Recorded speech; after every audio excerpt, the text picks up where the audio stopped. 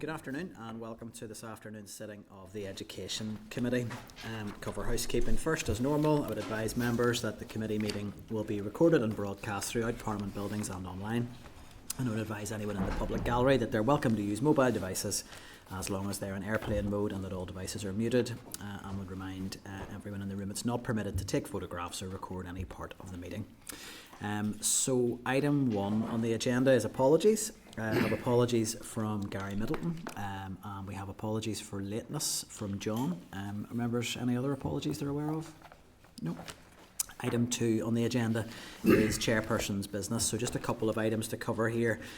First one hopefully cover quite briefly, but it has been an issue that I know members are getting a lot of contact on, so I would just draw members' attention to the further correspondence from the Youth Work Alliance regarding funding for the youth sector at page 5.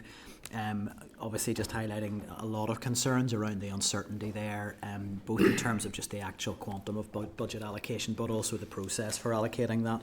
So happy to hear from members if they want to share anything on that in terms of any actions they think we may need to take on that. But I would just note that we do have our briefing scheduled up with departmental and EA officials on that. So it will be an opportunity to raise those matters directly unless members have anything else to add. Donny? Yeah, maybe just to add that there, because even the restructuring within the EA themselves, particular programs like Flare and Reach, I'm concerned at them, like they're very important programs that are going to be lost, and I think that should be a part of the conversations. Yeah, absolutely. Yeah, and I think it's appropriate to have EA in to speak to both their in-house provision and the non-statutory and the department on the policy side. So there's a fair bit to cover there, but hopefully that briefing will give us the chance to air those concerns, and I would just ask members to make note of that correspondence in advance of that.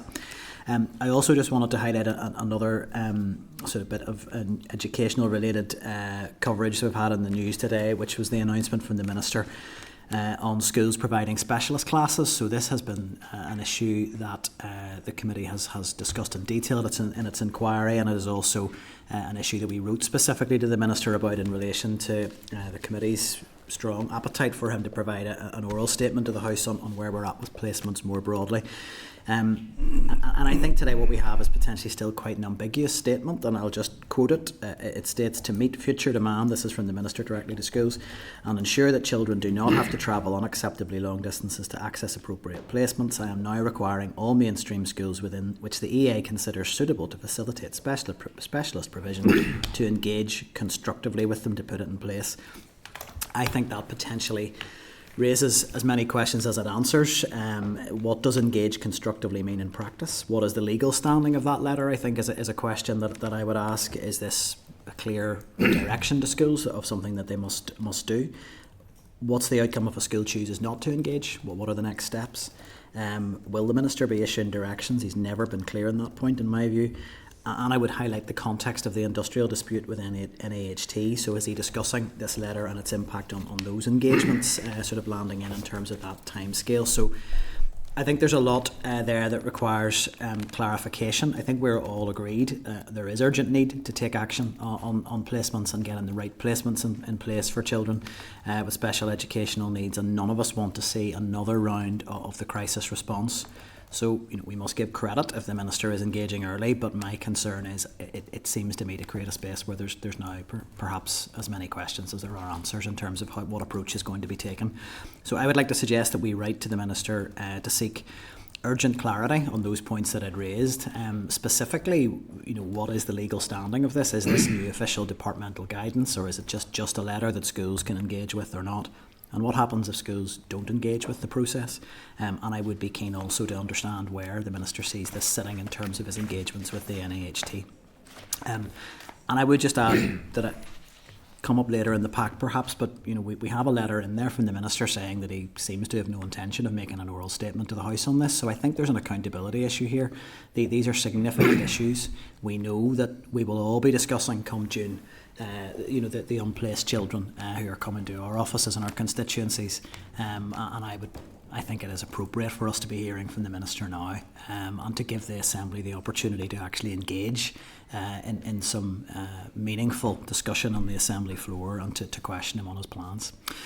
So happy to open it up to other members if they have anything to add, or if there is agreement around that correspondence being issued. I'm in agreement, Chair. To add to what you said. Yeah. Other contributions? No. David? I mean, I've no objections to what what you're laying out in terms of asking for that information. I would suggest though that those schools that have not engaged previously, this will likely not, and I speak, from knowledge of my own constituency, this should not and will not come as a surprise to them that they have not engaged in the past, and therefore the department is moving to ensure. We have lots of discussion around this committee table at times around how some schools are doing a lot of the heavy lifting, and other schools, I know we focus on grammar schools, but it's not just grammar schools, I have to say, aren't engaging and trying to do their part in that regard. So I think this is about bringing a bit of fairness as well, and that making sure that all of our schools are engaging appropriately. If they've arguments to make as to why they can't or shouldn't, that's one thing, but I think that all of our schools should be assisting in that regard. Well, thank you for that, David. And I think for me the issues are the clarity just around exactly what the standing of this communication is, so that the system as a whole is clear on the next steps. But Michelle, you're going to go. I just thought it was worthwhile repeating, I guess, in terms of this. And everything you said, Nick, I agree with. But for the schools maybe who haven't come forward, there's always been that concern about the resource that they're going to have to be able to implement this. I think you'll find most schools are focused on the kids and delivering for kids and don't want to take on something that they feel they're going to fail the children with. So I just think it's important to have that context included in any commentary around this. Could I ask as well, just the Minister not coming to give us an oral statement, which I think is disrespectful, if nothing else. Is he coming to the committee anytime soon? Is he going to come speak to us? Like, are we have him scheduled in? I wasn't sure just when that was happening. We are in an We don't have engagement, them and so scheduled, Clark can speak to that. We have put the request to the department Wasn't sure for a date, but I don't think a date has been confirmed. Yeah. At least he could come and talk to us then. If he won't talk to the whole assembly. I'll go back about that. Actually, we haven't recently. Yeah, I think it'd be good to emphasise that we are definitely anticipating an engagement after Easter recess with the Minister, and to get that scheduled in as soon as we can. Okay, well look, we'll move on then, as I think we have agreement on that proposal. So then item 3 is declarations of interest. Do any members have any declarations that they wish to make in terms of any items on the agenda today? No. Again, if that changes, do indicate. Item 4 is matters arising. There are a few bits of correspondence coming in. Hopefully we can deal with them fairly quickly. So I'd refer members to the correspondence from the EA at page 11, which is a briefing paper on the enhanced support model for children with a statement of special educational needs. Now, we obviously had a fair bit of discussion around this with the EA and department last week, and there's obviously been a lot of media interest in the subject in the week following.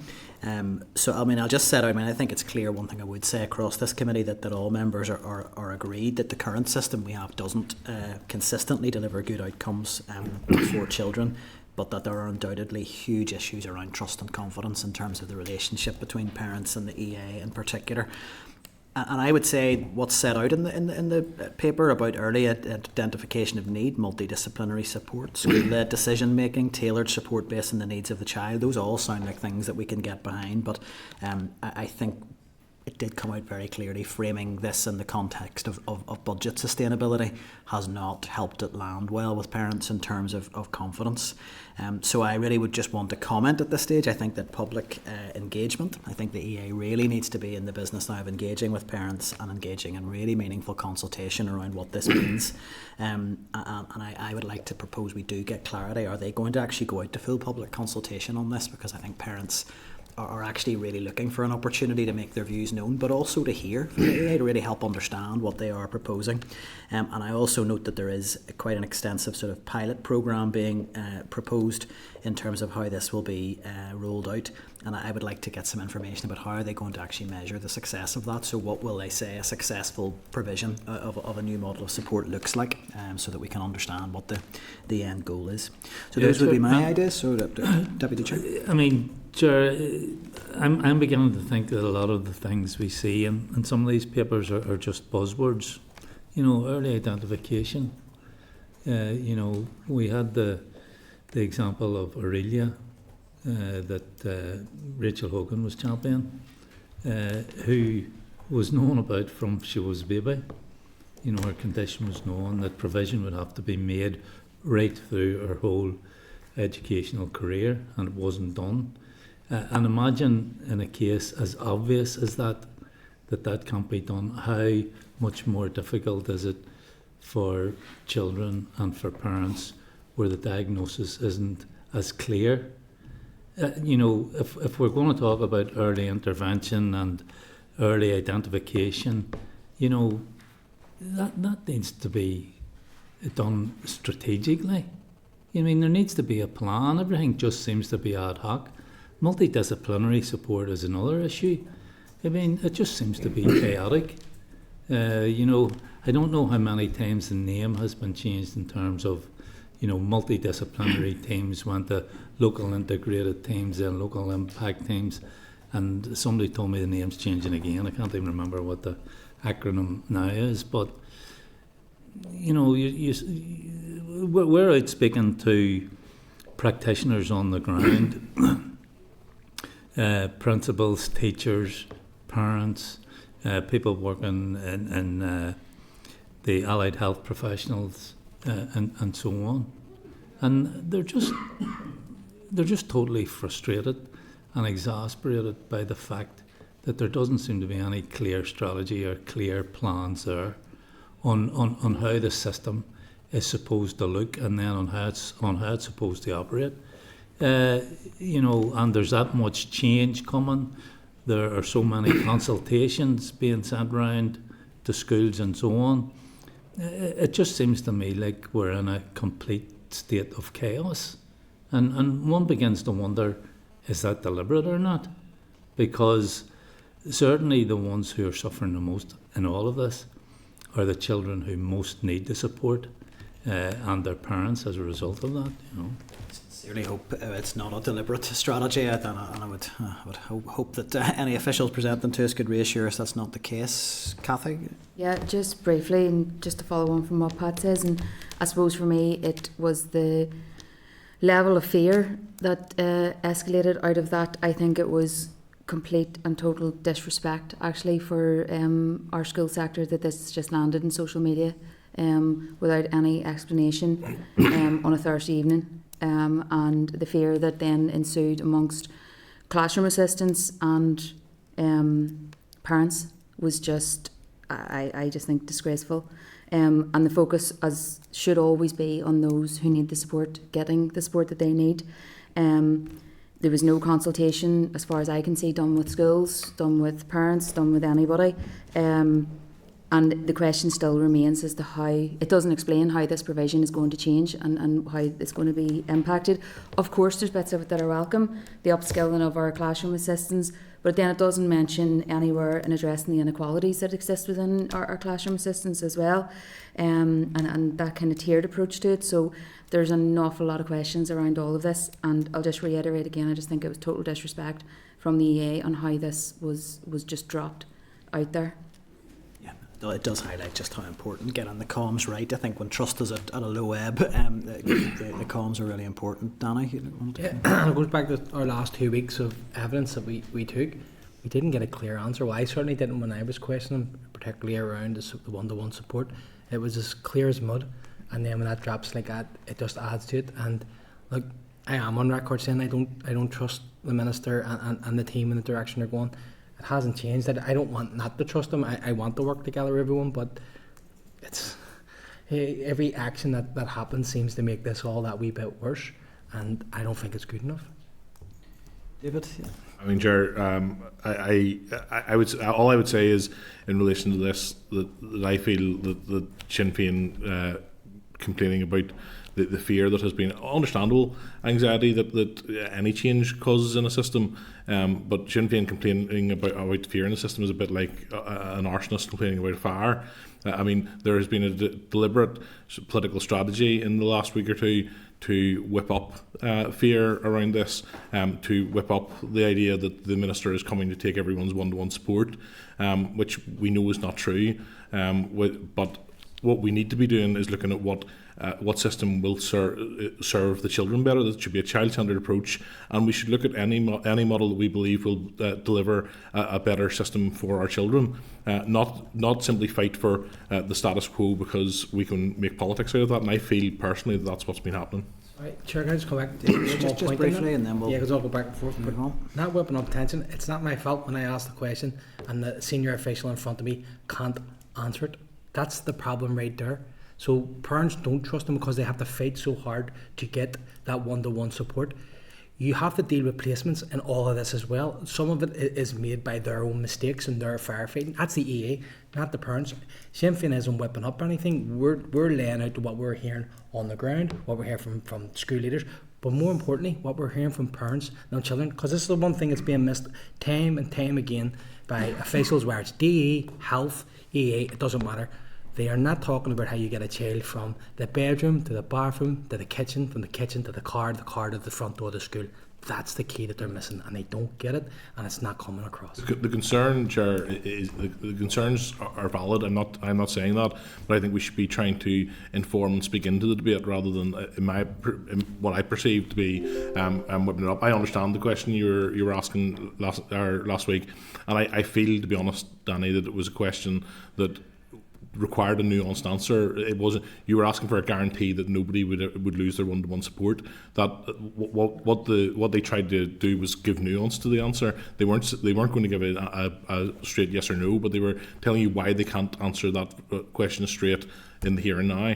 And sometimes I think that, I mean, we can all play politics around these things, but sometimes officials have other considerations, and they're here to inform us. They're not here to give us quick one-word answers. So I think, Cathy, you'd ask to come in with a very brief comment, and then I think unless there's any other I just want to come back on that comment close. around whipping up fear. David, the EA whipped up the fear because my phone went bonkers whenever people seen that, and I couldn't answer their questions. I can't speak for the EA because I don't trust what they're saying, and I think it's a very, very fair and very, very valid question for a parent to ask: are they guaranteed their one-to-one support? That support that they have fought tooth and nail for. You know yourself, speaking to parents, that they have to fight every step of the way, and they have fought for it, and they don't want to lose it, and it's still unclear whether they will lose it or not. So I don't think that's whipping up fear. Those people coming to us and me not being able to answer them hand on heart, that's the fear, and that's where the fear ensues. Okay, well, if I can maybe draw a line on this, I think where the committee is, I see it does agree, is that the current system is not consistently delivering good outcomes for children. So I think it is appropriate that we should retain an open mind in terms of the best approach to deliver good outcomes for children. But I think when trust is at such a low ebb, I think it really does fall to the EA to set out how they're going to try and recover this ground and engage positively with parents around their plans, because I think my sense from parents that I'm speaking to is that they want to understand what is actually being proposed, and they don't currently, and they want the opportunity to provide feedback and have that engagement. So, I mean, we have the officials here today. We can ask them that question around what they will do around the public engagement piece of this, because it is clearly causing great anxiety for parents at the moment. And as we work through our recommendations from our inquiry, I think the comms around how you deliver reform are sometimes as important as what you're actually doing, because if you create panic, you've lost before you even start. Deputy Chair. And just on that last point you made there, Chair, I mean, we've had discussions about trying to find a better way to deal with the sort of exponential rise in the number of children with SEN, and is it always the best response to have a one-on-one? And plenty of experts and practitioners are saying that they're not sure that is the best way, that there are other ways. But see, instead of bouncing that on parents and teachers and so on, there needs to be a proper discussion around it. And the difficulty here is this minister is trying to rush all sorts of stuff through within a very short time, and that's what's creating the chaos, even in terms of the curriculum reform. I mean, there was an inspector from the south, and I may have said this here before, who, when they were changing their curriculum in the south, were advised to take 7 to 11 years to do that. He said they tried to do it in 5 and made a complete mess of it, and this minister's trying to get it through in less than a year. I mean, that's just absolutely crazy. And that's what's creating the chaos. I mean, if we're going to have a discussion about curriculum reform, I'm sure everybody's happy to engage in. If we're going to talk about a new model for dealing with special needs, I think everybody's up for that discussion too. And we can have a rational discussion, and we can have differences of opinion, and we can come to agreement as well.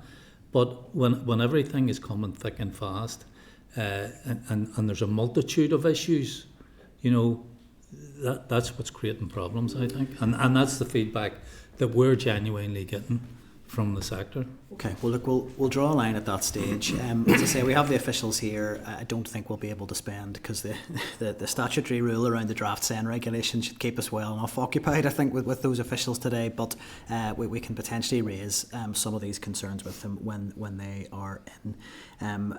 I would just add to all of the commentary, if we're worried about rushing things through, you know, losing 2 years of a mandate because, you know, we collapse this place does not help us in terms of make good policy in a way that can actually be delivered in a time scale that is deliverable and that the system can handle. Okay, members, so page 22 then, still in matters arising, we have correspondence from the Department of Education, and it's in relation to our ongoing work on the SEN inquiry, and it indicates the department is seeking to reschedule briefings in relation to SEN pending the outcome of a stocktake review currently being taken on all the SEN reform projects that are funded through the Public Sector Transformation Fund. I'll just get my frustration out of the way. First of all, we had quite a laborious process to get the department to the table for this inquiry, so I think to then be having things kicked further down the road is frustrating. That said, and I'm happy to hear members' views, I don't think it would be appropriate for us to close our inquiry until we've actually heard all the evidence we requested from the department, as I don't want our report to be out of date by the time it's written, because if they're saying they are actually revising what they're doing with these transformation projects, then we need to know that. And the whole purpose of the inquiry was to look at how the transformation agenda actually married up with operational delivery. So I would suggest we do still need to hear these briefings, but I would be suggesting we write and encourage those to be delivered for us as quickly as they possibly can. And of course, like the initial report writing in terms of getting the draft ready, pending final recommendations, can be underway while we wait. That would be my position on it, but happy to hear other views if there's anybody who has a contrary view. Michelle? I don't have a contrary view, but I do want to just comment on this. I agree with you. This has been a difficult process in terms of getting the department to engage. I think there's something to be welcomed in the sense that this reflects a lot of the questions that we've certainly been asking of the department when it comes to this transformation money, that it felt like it was being spread too thin, that there wasn't the right focus, and where it felt like the focus needed to be on delivering to kids in classrooms. So why are you not supporting the lit teams to succeed? That was always a continuous question. Why are there so many pilots? Pilots during a moment of crisis felt like it's such a waste of money. So I think seeing that there's going to be some focus brought to this is encouraging to hear. I welcome that. I want to make sure, though, that we can get some answers, and hopefully when they come in, on why is this taking so long? How much money's been wasted? You know, what resources have gone into pilots that it was evident was a waste of our time? Not in the long term, but in the short term when you're in a crisis, it never looked like the right move.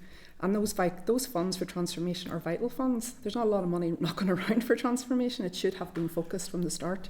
So I think Pat used the word chaotic earlier. I think that's not inappropriate in this context as well. So I just felt like, having asked so many questions around this, it was worth noting. Yes, good to see it, but I think we have to get to the bottom of why it's taken so long to get to this place.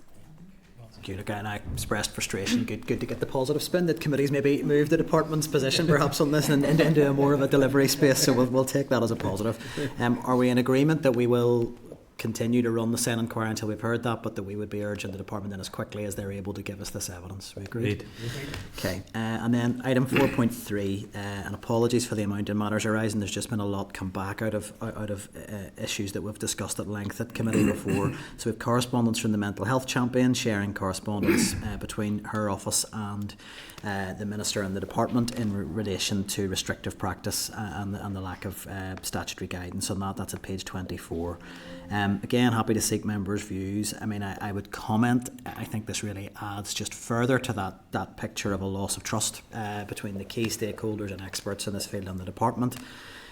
But at question time this week, it does appear the Minister is now bringing draft guidance forward to public consultation. So the that may have overtaken the process rather, and stakeholders will have the opportunity to input, but it doesn't perhaps suggest that it's been a co-designed process as we might have hoped for. But if anyone has anything to add, I suggest we note.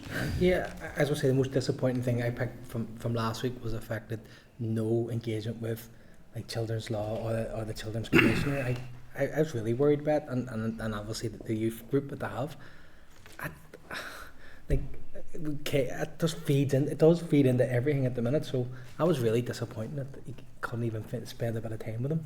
They're the experts. Yeah.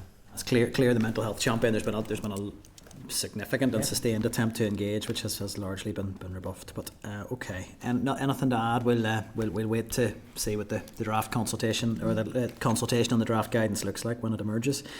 And then I would also just add to members to their attention, page 3 of tabled papers, we have correspondence from Tiny Life and Relate, the charity that works with families impacted by premature birth, regarding their funding.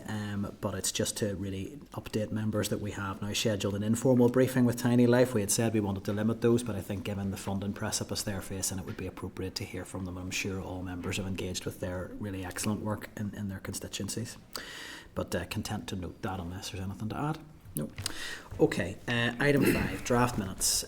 So I'd refer members to the draft minutes of the Education Committee meeting of the 18th of February 2026 at page 39, and I would just seek agreement that the minutes are a complete and accurate record of proceedings. Is that agreed? Agreed.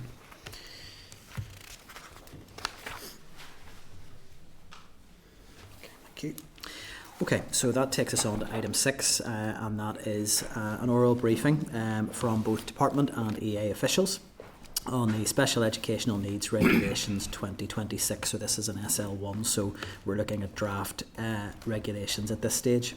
So I would refer members to the clerk's note at page 47, the SL1 at page 52, and then relevant papers in relation to that, pages 64 to 237. So I'll just let everybody get settled, but run through who we have presenting here today. We have Deirdre Ward, Director for SEND Strategic Policy in the Department of Education, Julie McBride, Head of Special Education Review Team in the Department, Dr Thomas Adele, Chief Transformation Officer in the EA, and Tracy Logan, Interim Head of SEND Statutory Services in the EA. So you're all very welcome here today. Thank you for coming back, second week in a row. I think you'll have heard from some initial discussions. There might be a couple of things we just wanted to flag, but probably very briefly in terms of reference, and we'll get into the detail around the SL1 and these draft regulations at this stage. So I think really at this stage, before we move into any engagement with members, probably best just to hand over for any initial presentation on the SL1 and the draft regulations. These are obviously quite technical, and it may not be even for the public watching necessarily that easy to link in and understand exactly what these regulations are doing. So I think we look forward to getting that engagement in terms of what this is going to look like on a practical level, should these regulations go ahead. So hand over for initial presentation, and then we'll move to question and answer. So is it Deirdre? Thank you. It's me, yes, thank you. And thanks for the opportunity to provide committee with an update on the regulations 2026.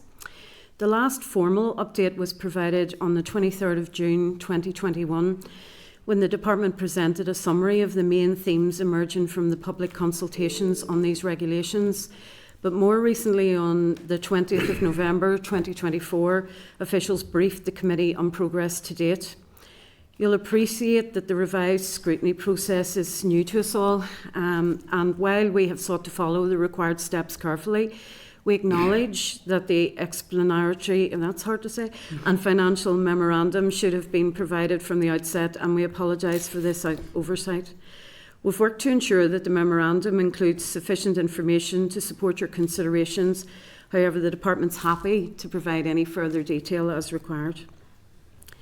Although the committee's scrutiny process focuses on the proposed statutory rule, we also appreciate the critical importance of the support and code of practice in enabling schools and the EA to understand their statutory responsibilities. Our intention had been to finalise the code during the committee's scrutiny period, allowing additional time to refine it in collaboration with the EA. That work's progressing well, and I can confirm that the revised code of practice will be available to members by mid-March. Today, I'll outline the current position and next steps in relation to the implementation of SEN regulations. The Special Educational Needs and Disability Act 2016 received royal assent on the 23rd of March 2016. We fully acknowledge that it's taken considerably longer than anticipated to bring these regulations to a point of readiness.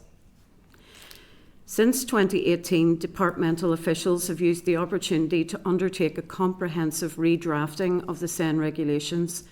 This work has allowed us to introduce important new rights for parents as well as for children and young people over compulsory school age, and to provide for the establishment of a mediation service.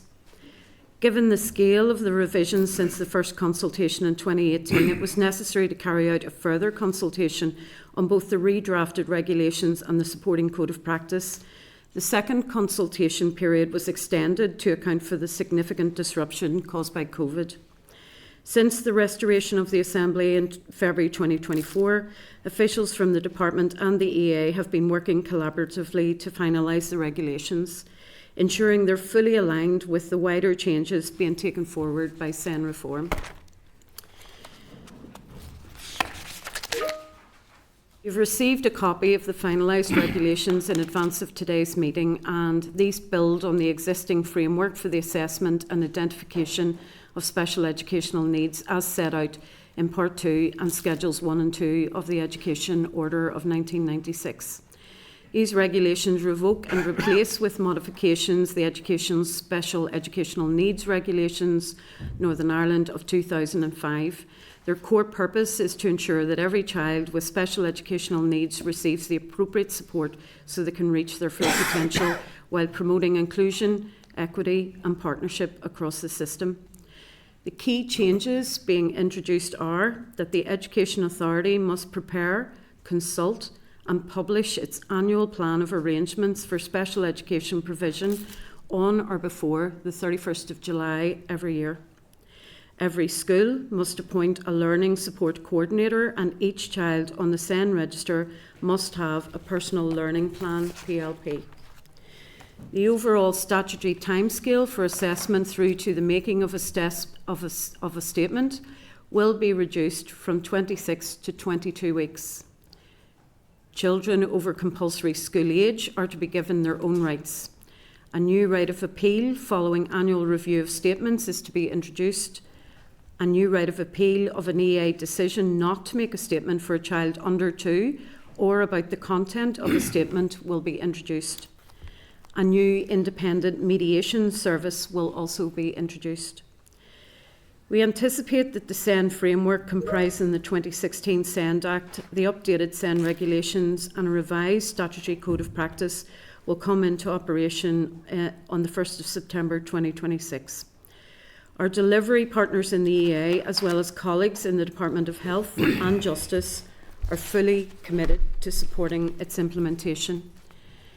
In recent weeks, we've also met with representation from the Northern Ireland Commissioner for Children and Young People and from the Children's Law Centre to provide an update on the regulations. We'll continue to work closely with these key stakeholders as we finalise the supporting guidance for children and young people and for their parents. This collaborative engagement is an important part of ensuring that the new framework is understood, implemented consistently and delivers the improved outcomes that children deserve. We recognise that the period between now and September 26 presents an ambitious timeframe, particularly ensuring that the regulations receive the level of scrutiny that they require. We remain committed to progressing the legislation at pace. The Department believes it's essential to move forward decisively so that these positive and necessary changes can be implemented as swiftly as possible. Significant work has been ongoing to ensure that the delivery partners are ready for its commencement with the necessary structures, guidance and resources firmly in place ahead of September 26. This has been supported by focused training delivered by EA SEND implementation team to schools, EA staff, ensuring everyone understands their role. The new SEN framework delivers significant and long overdue changes to how we identify, support and plan for children and young people with SEN. These reforms aren't just administrative updates, they support the system to deliver timely, consistent and meaningful support to children and young people with SEN. Cooperation with delivery partners is being strengthened through the introduction of a joint education and health plan, and this is a crucial step, ensuring that departments work seamlessly together at every stage of the SEN journey. Reduced timescales for assessment through the making of a statement are key in ensuring that children and young people receive the right support at the right time. The digitisation of the statutory assessment process is an important step towards meeting these timescales. The introduction of independent mediation service will provide a timelier and more informal route for resolving disagreements. This will help to reduce stress for parents and ensure that they remain fully involved in decision-making processes. And importantly, it underscores our commitment to working collaboratively, to listening to parental concerns, and to identifying the most appropriate support for each child, supporting efforts to rebuild confidence and trust in the system. The SEN framework is closely aligned to the changes which are fundamental to the delivery of the SEN reform agenda, namely a stronger focus on earlier intervention, improved collaboration between health and education, and a move towards greater inclusion. In bringing forward these regulations, we're one step closer to a system which can better meet the needs of children and young people with SEN. Chair and members of the committee, I will now hand over to you and welcome any questions that you have. Thank you. And I'll just maybe flag just a couple of the things that were coming up at the start of our meeting. And look, I really don't propose to take up a huge amount of time with this, but it was just as correspondence had come in around the enhanced support model, and obviously there's been a lot of media coverage and a lot of parental commentary on social media and all of that, as I think everyone would have anticipated around that. And I suppose that the thing that I wanted to ask was, I think there is obviously, we always knew any reforms in this space would create a comms challenge and a real challenge in terms of engaging with parents around that confidence building and trust aspect of it. So I would just like to get clarity. Is there a plan in place at departmental or EA level to really go out with some really proactive engagement with parents to help? Because my sense is parents want to engage with this, they want to understand what this all means. Is there a plan in place to do that? And in terms of as these plans take shape, because I do think they are quite high level at the moment, as they take shape into something more practical, is there going to be space for public consultation so that there will be opportunity to engage? I don't want to derail this evidence session, because this is really important what we've got in front of us today, and I understand that, but I think just given the amount of concern that has been feeding through on this, are any of those questions things that you can speak to? Yeah, I mean, I'll maybe start, and I'm sure Thomas will come in on that. Yeah, absolutely, and it'll be a joint plan for communication and engagement right across the ecosystem. Absolutely, we're really keen to hear from parents, and absolutely there will be consultation. Yes, so we intend to launch public consultation in March. So I mean, we get everyone have a chance to contribute and say, and then obviously we take it from there. And as I said last week, if there are alternative plans, other ways of doing things to get better for our children, we want to hear that, because that's what their aim is. I think that clarity for me is very helpful, because certainly the message I've been hearing from parents is yes, a bit of panic, and social media feeds some of that, but genuine uncertainty around just what will this mean for me and what will this mean for my child, and I think if there's the opportunity for public consultation, that feels like a positive step. I'll move on to the regulations. So for me, when I was looking at this, and this has caused me some consternation this week, and just of making sure I actually understood what I was looking at today, and I'm just going to be completely honest, this is definitely technical space, and I think for all members who are not engaged at a day-to-day level in schools with what this operationally looks like, we get a sense from dealing with parents of what processes feel like, but the regulatory framework around it we're maybe not as intimately familiar with. The challenge that I had with this is understanding what you're setting out these new regulations will do, of being completely clear of what elements then are changing. So what is changing from the current regulatory framework? So you're saying you're going to do X. How is that different from what we have now? And that perhaps just in the regulations themselves and in some of the explanatory material, I don't feel I'm quite clear on exactly just currently looks like this, we're proposing changes to this.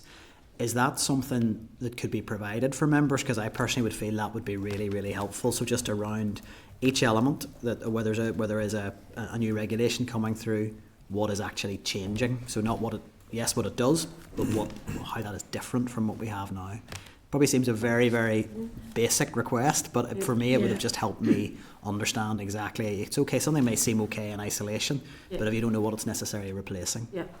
Yeah, we can provide that. It's mostly what Deirdre mentioned in her opening statement, but yeah, we can absolutely provide that for you. Yeah. I think just having that just clearly in writing as a reference point for members, sort of lifted out from the technical wording of the regulations, I think would be really helpful. So that's just a sort of initial question on that. Maybe going back to the theme of public consultation, just at a sort of higher level, this was all consulted on 5 years ago, is that right, roughly, that sort of timescale? Obviously we've moved on a lot since then, we're now looking at a different iteration of these regulations. How much consideration was given to just going back out to public consultation on these to really take the temperature at the public level from all key stakeholders around how they feel about this? I think in terms of these regulations, because we've already consulted twice, and the redraft of regulations that you now have took on board the consultations from the last time, we didn't feel it was necessary to go out again for consultation. Okay, so you'd be confident that what we've got in front of us reflects the feedback was that received last time? Is that largely what the redraft has done, reflected those views, or are there other elements to this that were brought in?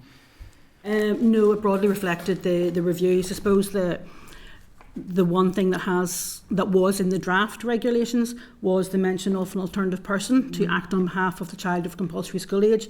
That has been removed, and the reason being is that there doesn't seem to be any primary legislation vehicle that actually allows for that. And also there was concern raised about yes, the person who acts on their behalf has to be over 18, but also, how do we know that person is acting in the best interest of the child? How do we know that the child knows the Zen system? So it was those kind of things. So that is one of the elements that was removed, but I think that's the only one.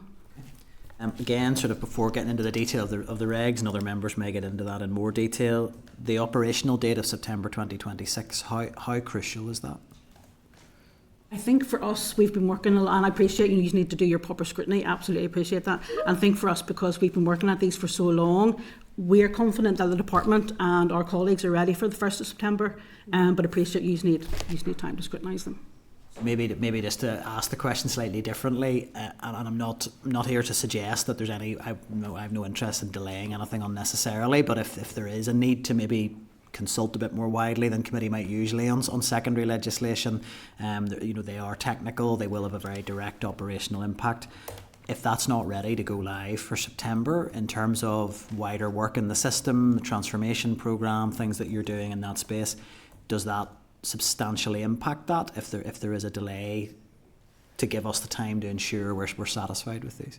I think we would need to consider an appropriate date. I suppose we've picked the 1st September because new academic year, and I suppose it's about when's the right time to introduce those new duties. Now, saying that, they're not all going to be up ready and running from the 1st September. We were planning some sort of phased implementation, but obviously, it's something that we can consider if the committee wishes us to. And which start date is picked is obviously is a political decision. From an operation perspective, as long as the start date matches with academic years, that's important for us, because that's how we get the cycles work. So if it's not 1st September this year, the best start date for us would be September next year. So it's that kind of delays, because that's how it works well for us in our cycles for planning the academic year. So change something during academic year is more difficult, not impossible, but more difficult operationally for a year. And if we're, say, looking at September 26, when would you say these need to be on the statute book then, in advance of September, to allow the system to be ready? Obviously, if they land on the 1st of September, that might not be appropriate. So what sort of lead-in time do you think that schools and the EA need to operationalise this? Well, there's been lots of preparatory work done. I mean, we've been working on these since 2016. The Central Implementation and Development Team, as Gilly and Deirdre had referenced, we've been training on this with schools since 2018. So lots of that groundwork has been done. The PL, in summary, I suppose, when you're talking about the key elements of these regulations, it's to really the time scale. So we're, it's going to benefit anybody. These, if we get those down from 26 to 22 weeks, and we're already working on that and monitoring that within the EA. The right of appeal, we already have that right of appeal, but this is going to be on the back of all of the annual reviews. learning support coordinators will already have Senkos. I mean, there's not a huge change with that. So it's building on what already is already there. So I'm not saying that it's actually going to be that big of a challenge, you know, in terms of schools embracing it. You know, a lot of the preparatory work has already been done. Okay. I just have one question on the regs. Probably a lot of this I'll just defer anything on until I've heard from other stakeholders who are much more familiar with the legal framework on this. There does seem to be a little bit of an issue around Section 3 and Section 6 of a statement, and one carrying appeal rights and one not. And there's a suggestion that a lot of sort of the health type interventions may end up landing in Section 6. So sort of initial feedback I've heard from many parents and practitioners in this space is a slight concern that there might be an attempt to put health interventions in the school setting out of the remit of appeals. How would you respond to that? Well, we did actually take legal advice on what could go into the various sections of the regulation. You're right, it's very technical and it's very complicated, and there was quite a lot of toing and froing to get a firm opinion on that. But ultimately, the opinion that we were advised was that it's for EA to decide what parts of the statement go into what bit of the schedule. It's about, we talk about nature and extent, I mean, and that's really what we're coming down to. And I mean, the current code and the new code, and I know you haven't seen that yet, but we are, speech and language, you know, that always has been in part 3 of the statement, and I don't see that changing, you know, because that is very much an educational impact within schools. But the like of a non-transport or a non-educational, it could be transport, that's never been something that's there and appealable at this moment in time.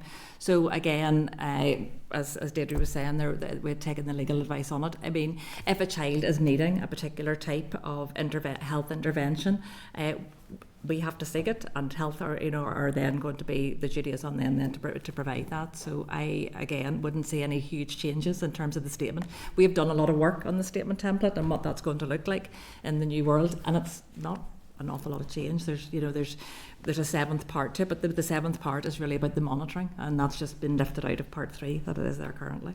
Okay. And probably I'll defer any further comment just till I've heard more evidence on that. Last thing for me is just that draft code of practice. Obviously that's the practical outworking that will help people really understand how these translate into reality in a school setting. You've said mid-March for those and to share those with members. Is that something as well that we can go out to stakeholders with to share? Is that something that will be shared widely? Because I think if we're going to get engagement on this, for me, full transparency would be helpful. It again was consulted on as well a couple of years ago. And again, the changes that have been made to it have just been to reflect the regulations. And at the minute we're going through it in terms of checking the cross-referencing. So happy to give it to committee and just flagging up now. It's a big document. Yeah. So you'll need time to read it. But again, just my question was in terms of that'll be shared with committee, in terms of being able to share that more widely with other stakeholders or with parents or Senkos who might want to see that. Is that something that you anticipate? Because I think if we were going to get real feedback on this, that's the practical outworking, and I would be keen to see the opportunity for that to be shared. Yeah, I suppose in terms of the SEND implementation team, that's something that they will be doing. That was kind of the plan for the 3rd term, where we are out working with Senkos, training them, and we'll be taking the feedback on particular areas that are going to impact on them particularly. So I know I'll maybe be more direct. When you share the draft code of practice with us, can we put that out to our stakeholders? Because I would like to be able to do that. I think so. I don't see any reason why you can't. We want to because it is going to be a public document. And we want to get it, and we want to get it right. Yes, because I think that'll help scrutiny to for people to get a practical sense of what we're dealing with. So that's really helpful. Okay, I'll bring in the deputy chair, and if other members want to then indicate. Thanks, Chair. Julie, when you said the code of practice was consulted on a couple of years ago, what did you mean by a couple? Sorry, it was done at the same time as the Zen regulations. That was 2021. Yeah, right, so it's 5 years. Fair enough. And so these regulations are 10 years in the making. Am I right in saying that? Yes. Well, why has it taken so long? If I'm being honest, there has been a lot of staffing changes within the department. So I came into the team halfway through the public consultation. My brain doesn't work legally, so it takes me a lot of time to actually understand what's in them. And as you said, they're complicated, they're extremely detailed. We also had a number of changes within the team, so there has been a lot of resourcing issues on our side. and that's probably the main reason why it's taken so long to get here. You know, I probably have brain similar to your own, so it's not easy, given the technical and complicated nature of this, to get our heads around it. And I don't want to insult any of you here today, but we have had taken evidence from officials before which turned out to be misinformation, that was totally wrong. So I'm not saying I don't trust any of you, and I'm not accusing any of you of giving us information, but the fact that it has happened before means that we need to take soundings from other stakeholders in the system, the likes of the Children's Law Centre, Human Rights Commission, Nikki, and all of those groups who have a big stake in all of this. So, I mean, first of all, I mean, I'm not going to rush into giving my view on this. I think it would be wrong, given that all of this is 10 years in the making. I think it would be wrong. We've been talking about other issues today that we feel that the Minister is pushing on with much too quickly. It's creating chaos in schools. Teachers are telling us they're totally overwhelmed, with the amount of consultations, the amount of change, the amount of reform, and so on. So I've no other real questions for you, but I just wanted to make that point clear. Thanks. If any want to come back, feel free. Can I just say, I mean, of course, we want you to scrutinise it properly. That's the purpose of. I mean, in the same way we do have a job to do, that's a job you have to do. So we fully accept that. Yeah. Okay. We did brief the Children's Commissioner and the Children's Law Centre just quite recently to tell them that we were coming to committee and to explain where we'd got to and the status that we had, and that's not the only conversation that we'll have with them, but it was just to update them in advance of us coming here today. Okay, thanks for that. Peter. Thank you. Deputy Chair Danny, you indicated. Just quickly start with, I have been asking the question for the last couple of years of the Minister in particular, and it was always either they're on their way or they're imminent, and his last reply gave to me the delay certainly wasn't on his side of the house. So I am really just following on from what Pat said. You're saying it was staff changing, but what was there other complications here? Because when I first asked this question about the regs and the code of practice, the Minister 18 months ago thought they were en route. I probably wrote those answers for him, and we did expect them to be en route, but they are complicated.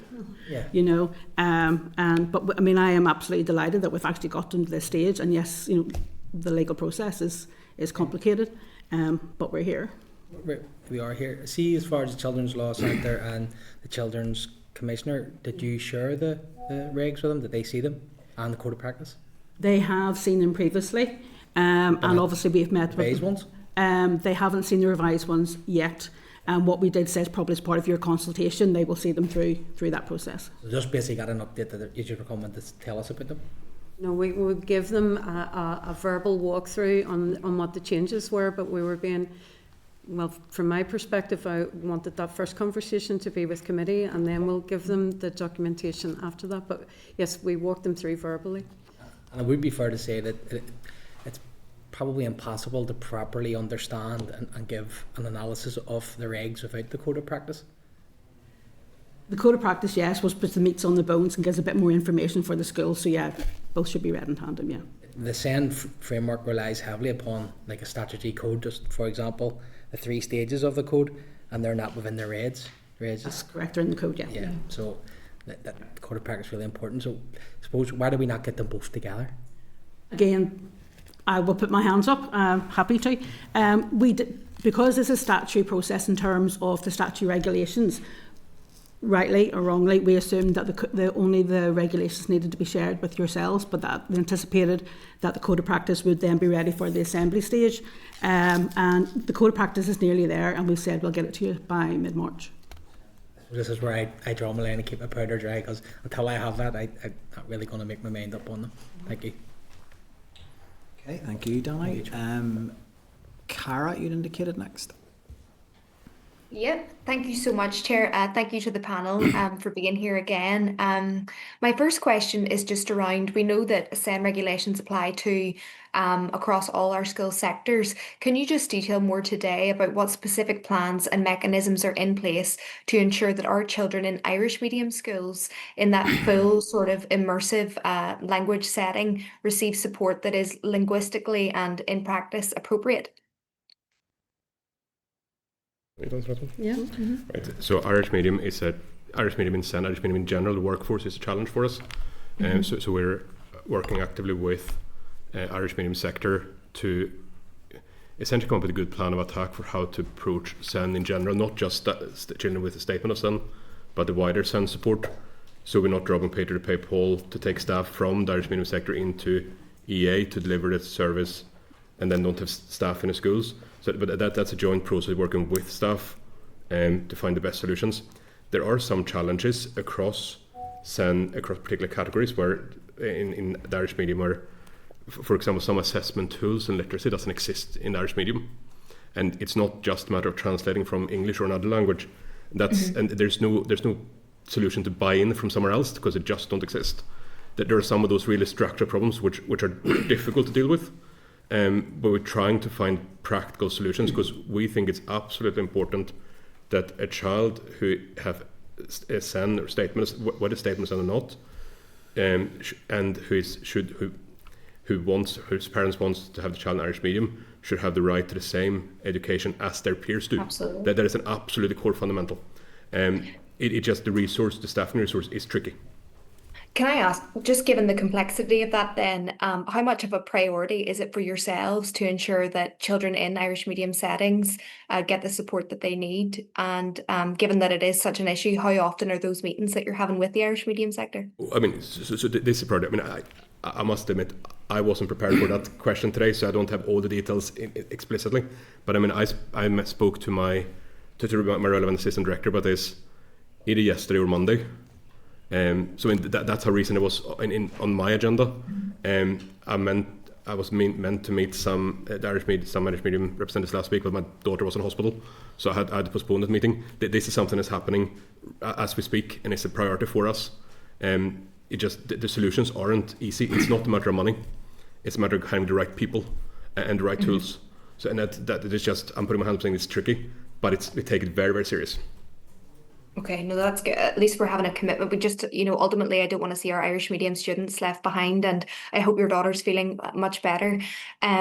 Just moving on then, when it comes to workforce capacity, you had touched on there's real significant challenges when it comes to our workforce. Do you have any further detail to hand on how many speech and language therapists are currently available in our school system, and if there's any projected shortfall over the next 3 years? Not at hand. Sorry, I mean, I have that information, but I wasn't expecting that question today. I can only apologise that I don't have that information with me. I have to come back in writing. We know we don't have sufficient speech and language support. I would caution that by saying that we're not necessarily of the view that speech and language therapists should always be the case. It's speech and language therapy that should be available. And we're working with Department of Health officials on other models on how to deliver speech and language therapy in education in the best way possible. But there's definitely workforce shortage or gap. And therefore a gap to delivery for pupils that we're actively working to find solutions for. Okay, thank you. Just lastly then, talking about metrics and accountability. So members across the committee have rightfully talked about today, there's lots of changes, there's lots of transformations, and our parents and our school leaders really want to understand what this will mean for our young people. When I was reading our pack, there is language about metrics, which is good, but the more operational aspect and details would be helpful for us as a committee to really communicate to our parents and school leaders about, how this will play out. So I'm just wondering, how will the department demonstrate that the reform has real, tangible, improved outcomes rather than simply stabilised costs when it comes to SEN reform and regulations? There is an outcomes framework which was published earlier in this year, and there is work now to take forward to understand how we begin to report against priorities and publish that information, not least to surface that information with this committee. So based on the framework that is already in the public domain, yes, there are key metrics within that we will start now to be measuring and to be publishing. That will be published transparently, that we can see it, the public can see it. I'm hopeful, yes, of doing that. This is new information for me. I've only inherited the SEN Reform Outcomes Framework in less than 2 weeks ago, so I'm still also getting my head wrapped around all of the priorities that are within that. But absolutely, we will be taking what is in that framework and measuring and publishing against that. I suppose I would just add to that, Cara, in terms of, I mean, one of the big ones is the 26 to 22 weeks.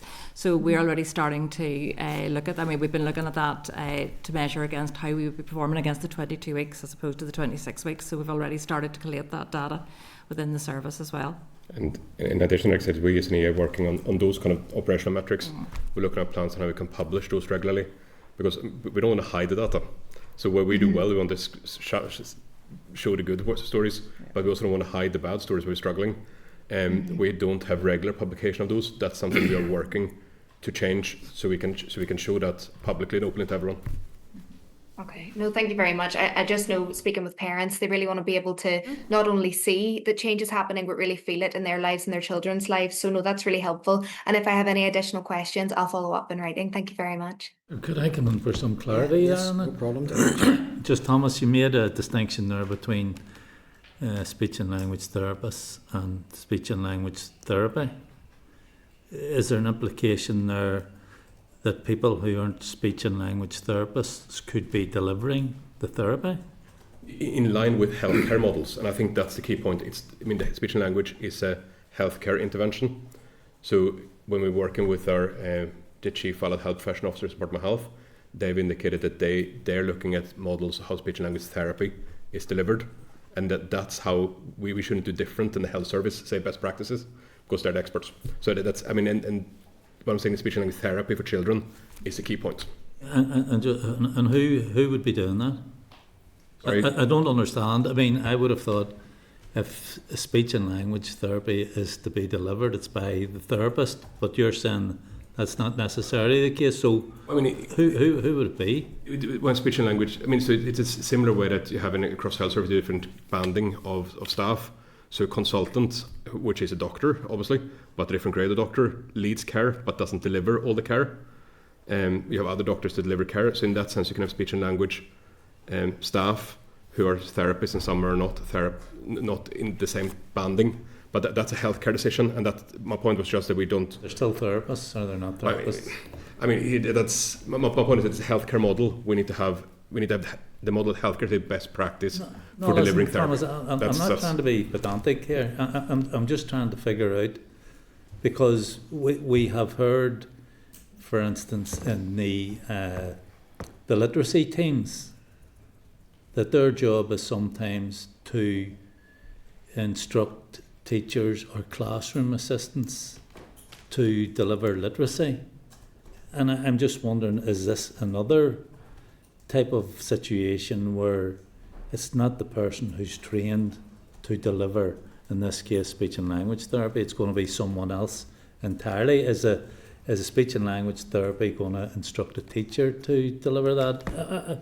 I mean, I don't know. That's what I'm asking you. That's not the intention. It's make sure that we follow the healthcare's best practice model for how they deliver their models of their services.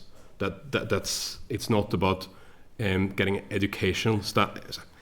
Sorry, bad language here. Educational staff, so our school staff our current school staff, I should say, that delivers healthcare interventions. It should be healthcare staff in line with their models. So that's what I'm trying to say. To be honest, I'm totally confused. I'm not sure what you're saying, because I think it's quite simple to say who is going to be delivering, what type of professional or health professional or whoever is going to be delivering speech and language therapy. That's not a hard question. I don't think it is. I mean, and I'm trying to answer it. Can I give an example just to see if I've got it in a sense? Is it Is it sort of similar to a doctor versus a physician's associate in that sense, where you've got a junior member working under a senior member as part of the same team who would be delivering some of their service, but maybe isn't trained to deliver all of it? I wouldn't go into the controversial physician associates because that's but different grading I think is better said in the healthcare on a healthcare professional. But even in David's example, you know, there's a doctor and the other person who's delivering is called a physician's assistant or whatever it is. So what's the equivalent of the physician's assistant? And that's the models that the Department of Health and healthcare officials are working on, how to best provide speech and language therapists and other health professionals for that sake. So in the same way that you have, I mean, if I can get to healthcare because I know some of that better quite well. So in the same way that, you know, a doctor prescribes medication, nurse administration. That's not inappropriate. It's the right profession delivering the right care for the patient. That's what I'm saying. So the gap we have is how many children should receive speech and language therapy in line with what healthcare say best way to meet their healthcare needs for speech and language therapy. That's the gap we need to fill, right? Which so they then can attain their academic education along with their peers. It's not an educational intervention. It's a healthcare intervention to allow education. If you see what I'm trying to get at? It's not. I'm not. I'm more confused now than I was. Sorry. Here, apologies if I'm not clear enough. It makes perfect sense in my head, so I can only apologise, Pat. I'm not trying to be awkward. Can I make a suggestion, Deputy Chair, that perhaps when we finish this as a committee, we have a chat about maybe a bit of follow-up correspondence to try and clarify this, because it is a little unclear from my perspective as well. Okay, Michelle, you'd indicated. Thanks, folks. I think we're all coming at this a bit tentatively, aren't we? We're just like not quite 100% on the detail, but a couple of things just I wanted to ask about. We've talked about health, and there's stuff in there around health trusts having to provide information, and they have to guarantee that. What does it say? They have to provide support. Assessment, here it is. Health and Social Service Authority must comply with requests to assist EA making assessments, preparing a statement within prescribed limits. So what have you done, or what agreements are in place that we are sure that's guaranteed and not just words on a page, if you like?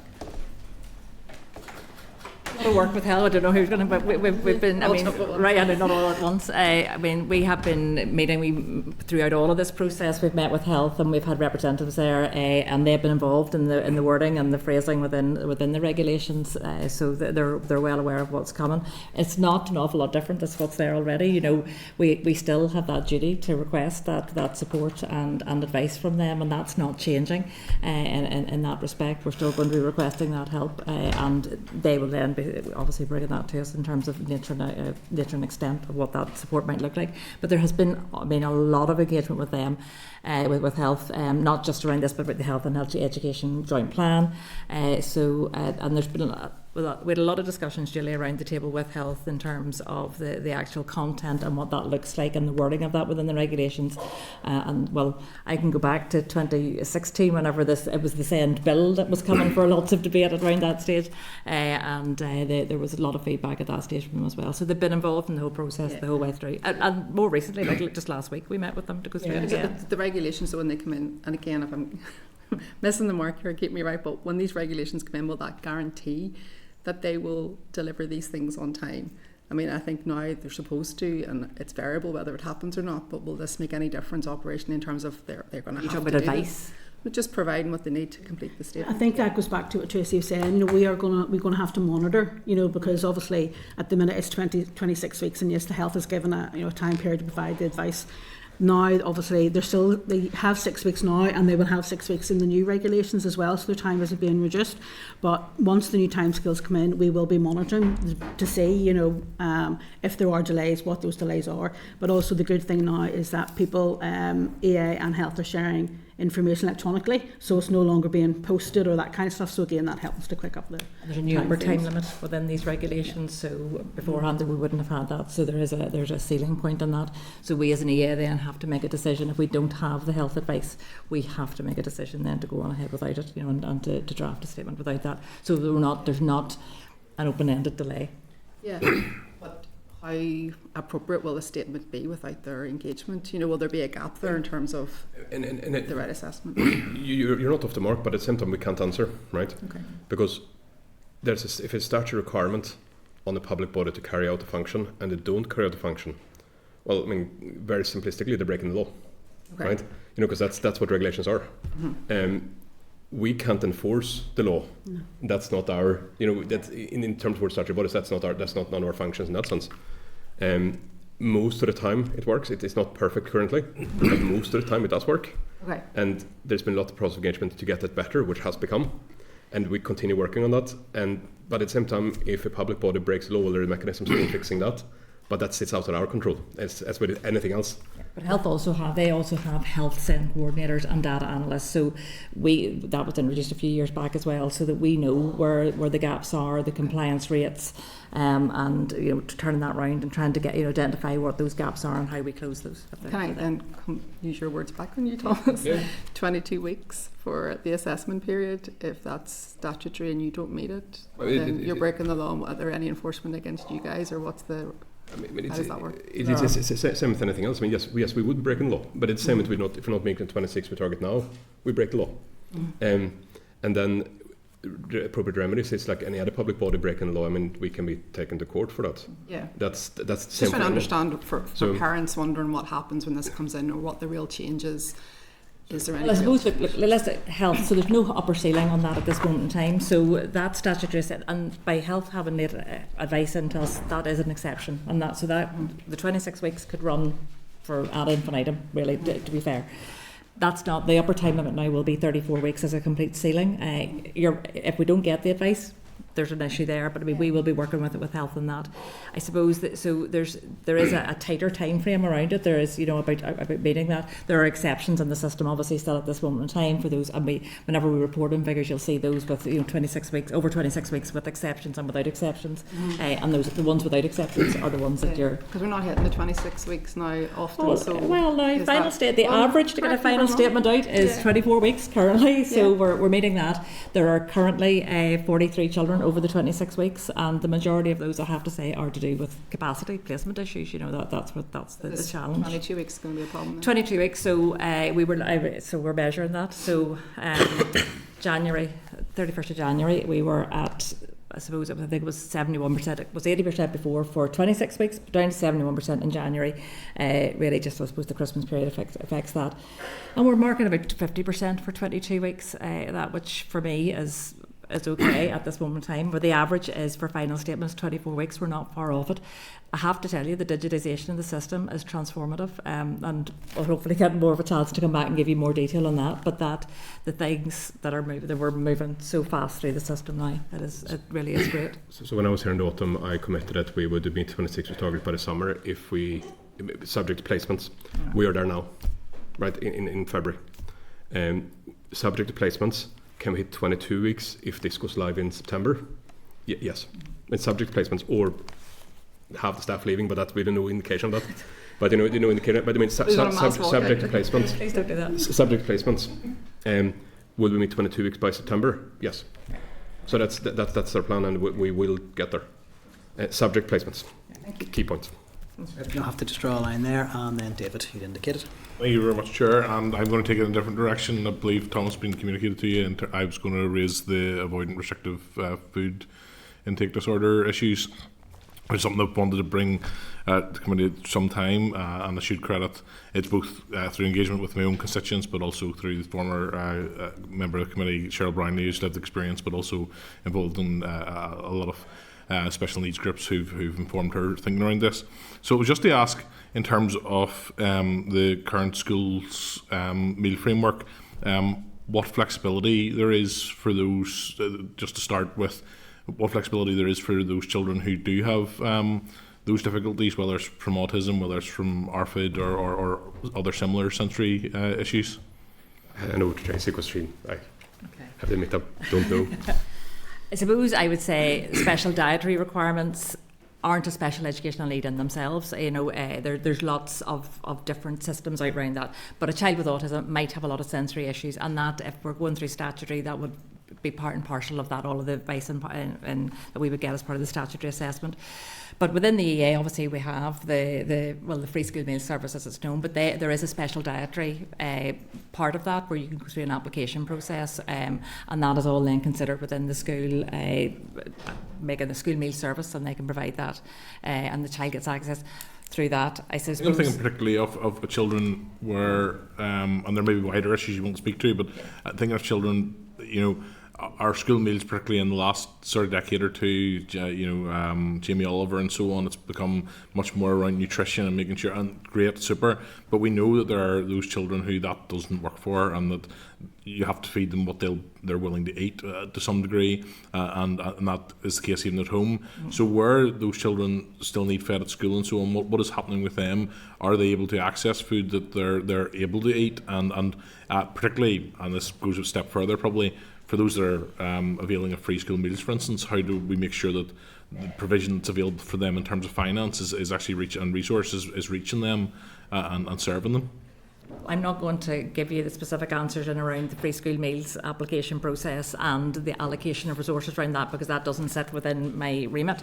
But there is an application process there. We have lots of children with SEN who will have a beige diet, a soft diet. Yes. So that will all be part and parcel if they've got a statement, or not even if they've got a PLP, or if they're on the SEN register, and there are aspects around that. The school has an anticipatory duty. They will absolutely be looking at that. But there is a framework then outside of that through that free school meal service, in terms of how children are accessing and how that is set out through that particular service. What I would say to you too as well is that we have a process where if the free school meal service gets an application form, they will contact us, for the contents of the statement and anything that we might have in the medical advice that might support that, so that we're sharing that information within the EA. But there is an anticipatory duty on schools to be able to do that, and they work with our free school meal service then to do that. And there's a lot of detail in that form about children, particular nuances around food. I appreciate that. Then move on to something slightly different. Children with particularly with type 1 diabetes, and where carbohydrate counting is essential, obviously, to insulin management and so on. What systems are in place then to ensure that there's accurate nutritional information available to them and monitoring? Okay, so again, that would be me again. That's one of the medical needs service. That's within one of my SEN statutory services. So the diabetes was one of the services that moved a number of years ago away from statutory assessment, because we didn't want to have to go through that process. So there is a lot of information available through the dietetics, through the dietary nurse specialist. And there's a process for schools that if they feel they need additional resource there, that we don't go through statutory. There's an application process for that. It's on the website. We can get the details on it. There's lots of guidance out around that, lots of input from health with that as well, and the health specialists will go into schools and do lots of training, etc. around is that there, as well. I'm just thinking, a lot of school meals are sort of prepared in bulk and so on. Is there ability in any way to facilitate information around the carbohydrate density of those foods? I think we'll have to take that back, I suppose, probably to the free school, understandable. To Stephen Briggs. I'll be able to hopefully help with that one. Just one final one then, if that's okay. There, David, Thank you. Has any assessment been carried out on the impact of the current school meal policies on pupils who cannot access the standard menu? I think that's something we'll have to take to the free school meal service. It isn't within my remit. I mean, so in terms of children with special educational needs who have a statement, if there was anything that had to be brought within the statement to do that, we would be monitoring that through the annual review process. But it's not something that is high level, to be honest with you. I mean, there's not that. A lot of these children with dietary needs will be in our special schools as well, and that is very well managed within those settings. So, but we can certainly ask with the free school meal service. Appreciate that. I think the more I've engaged with the issue and it's been brought to me, the more complex, I've realised that some of this stuff is, and I think I appreciate the opportunity to raise it today. But I think actually, I don't know, committee time is tight and so on. But I think it is something probably worth having, whether it's an informal meeting or otherwise, looking at maybe whether we can get more information on it, and because I think it is something that affects some of those children on a day-to-day basis. But thank you very much for the information. We can certainly pick that up after the briefing, and we have strayed a wee bit from the regs, but thank you for your flexibility on that. So I think we are very much of a view that we need to take quite a bit of extra evidence probably from key stakeholders on this before we can progress much further with this, and we may, then when we've been informed with some of that evidence, hear from yourselves again on this. But at this stage, thank you for the evidence you've provided, and we'll be in touch again. Okay, thank you. Thanks. Okay, members, so a couple of things before we get to anything formal in terms of the process in this. I just wanted to check that we do have it noted in relation to an undertaking that I'd asked for at the start around getting some sort of comparator around new regulations versus the current regulatory framework, just so that we have an easy cross-reference of what is actually changing from the current system. I would find that very helpful in terms of dealing with this issue as we go through the process. And then there was also the questioning there from the Deputy Chair around speech and language therapy versus speech and language therapists, and I think a bit of correspondence that just seeks clarity as to who it is the EA anticipates in any new model would be appropriate people to deliver speech and language therapy. Because we didn't. What you're looking for is job title. It sounded to me like it's just someone working for a team underneath them, but you need to know who that is. I mean, I have some slight nervousness, and I don't want to, create a drama out of something that isn't yet an issue. But when I look at nursing provision in schools, they often talk about a delegated model, and what that means is classroom assistants. And I'm not suggesting a classroom assistant wouldn't be capable of delivering some form of speech and language therapy, but there'd be a huge amount of training needs. And I think parents, when that's on their statement, have an expectation that it is a qualified speech and language therapist. But we're maybe shooting in the dark here because we don't quite know what's being referred to. So there may be an issue, there may not. But I think it would be appropriate. Probably depends on the level of assistance the child's needs as well, and what could be. No, we're happy to hear. But are we content? That's the question that we need to ask. Who the individuals who might be delivering this would be. Thing to drop in without really having an explanation. I mean, what made me prick up my ears was because he was so definite about making that distinction between speech therapist and speech therapy. So it's worth asking them how their qualifications they have for the role. Just to get a wee bit more. Because no, absolutely. I mean, I think not just the who's title, an appropriate like person, but what would their qualifications be, training, all of that. So yes, let's try and get some clarity on that and see where it lands. Anything else at all from that session that we need to pick up? There's probably now a need to make a formal agreement on next steps in terms of how we deal with SL1s. So I'm happy to move on to that unless there's anything else. No? Okay, so we went through in last week's session went through in detail what the new process was in relation to SL1, so that has all been noted.